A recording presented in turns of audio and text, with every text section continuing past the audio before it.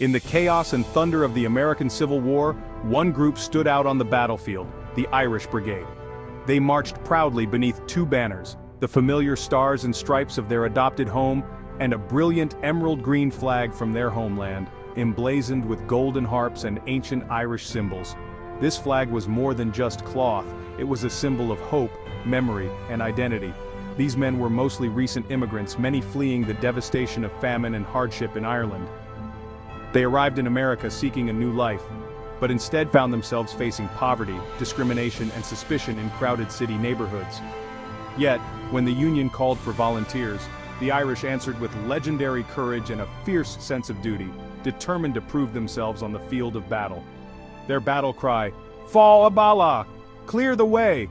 echoed across the fields, striking fear into their enemies and inspiring their comrades. The Irish Brigade hurled themselves into the war's bloodiest and most desperate fights, from the cornfields of Antietam to the doomed assault at Fredericksburg, earning a reputation for reckless bravery and unbreakable spirit. These men weren't just fighting for abstract ideals or distant political causes, they fought to prove their worth, to claim respect and dignity in a country that often rejected them. Each charge, each sacrifice was a statement. The Irish were loyal, courageous Americans, not just poor laborers or outsiders. Their suffering and sacrifice were a bid for dignity, for a better future for their children, and for a place in the American story. Through blood, valor, and heartbreak, they sought a place in the American dream, hoping their courage would open doors for generations to come. Their journey would change not only themselves, but also the nation they fought for, leaving a legacy of resilience and pride. Why did they fight so hard? For the Union, yes, but also for honor, for heritage, for acceptance, and for the hope that their sacrifice would finally earn them a place at America's table. In the end, their story is about the search for belonging, the struggle for respect, and the high price paid for both. The Irish Brigade's legacy is woven into the very fabric of America, a testament to courage, sacrifice, and the enduring quest for acceptance. The Irish Brigade was born not from orders handed down by distant generals, but from the will and determination of its own community, a people united by shared dreams and struggles. In 1861, Thomas Francis Meagher, an exiled Irish revolutionary and passionate leader, called for the creation of an all-Irish unit to fight for the Union cause. Meagher saw this as more than just a military effort. It was a chance to prove Irish loyalty to their new homeland, and to train men who might one day return to free Ireland from oppression. Volunteers poured in, dock workers, laborers, and young men from New York's Five Points and far beyond, all eager to serve and find purpose. For many Irish immigrants, the Army offered not just a steady wage and food, but also a sense of belonging and a new identity in a foreign land. Regiments like the legendary Fighting 69th formed the brigade's core, joined by proud Irish regiments from Massachusetts and Pennsylvania, each bringing their own stories and traditions.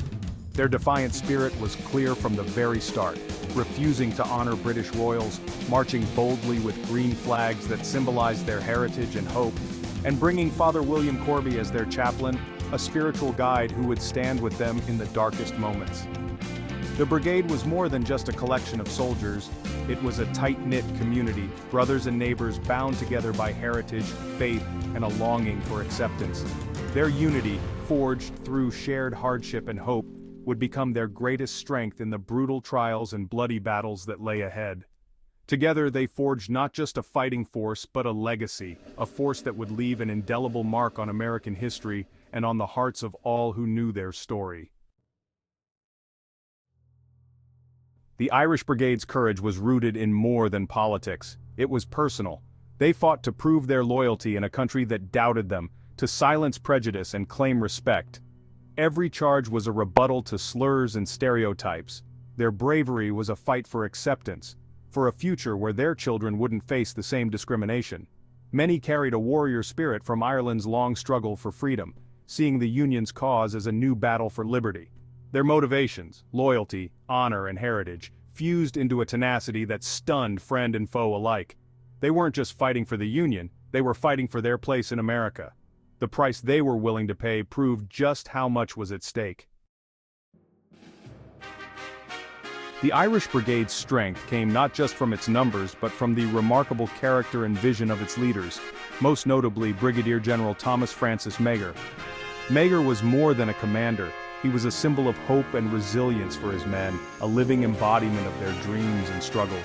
Meagher inspired his men with a fiery passion and unbreakable pride, always leading from the front lines.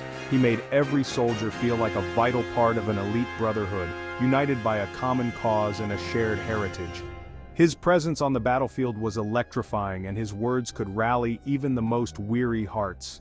He encouraged their unique identity, green flags fluttering in the smoke, Gaelic war cries echoing across the fields, and a fierce sense of unity that set them apart from other regiments. These symbols weren't just for show, they were reminders of home, of Ireland, and of the reasons they fought. Before the bloody assault at Fredericksburg, Meagher had his men wear green boxwood sprigs in their caps, a bold symbol of pride and defiance in the face of overwhelming odds. This simple gesture became a badge of honor, a sign that they would not be broken. Other officers, like the steadfast Colonel Patrick Kelly, led by example, channeling the brigade's fierce spirit into discipline, courage, and unwavering resolve. Their leadership was not just about tactics, but about heart and character. In the chaos of battle, these leaders stood tall, their presence steadying the men and giving them the strength to hold the line when all seemed lost. Father William Corby, their beloved chaplain, was a source of spiritual strength, giving absolution before Gettysburg, reminding the men of their duty to God, to each other, and to the country they now called home. His prayers offered comfort and courage in the darkest moments. These leaders transformed the brigade into more than just a fighting unit. They made it a family, bound by loyalty, sacrifice, and shared hardship. In camp and in battle, their influence was felt in every act of camaraderie and kindness. Their example inspired unwavering loyalty and extraordinary bravery, even when facing death itself. The men followed their leaders not out of fear, but out of respect and love. The brigade's indomitable spirit was forged by leaders who truly believed in their men and in the justice of their cause, instilling a sense of purpose that endured long after the smoke cleared.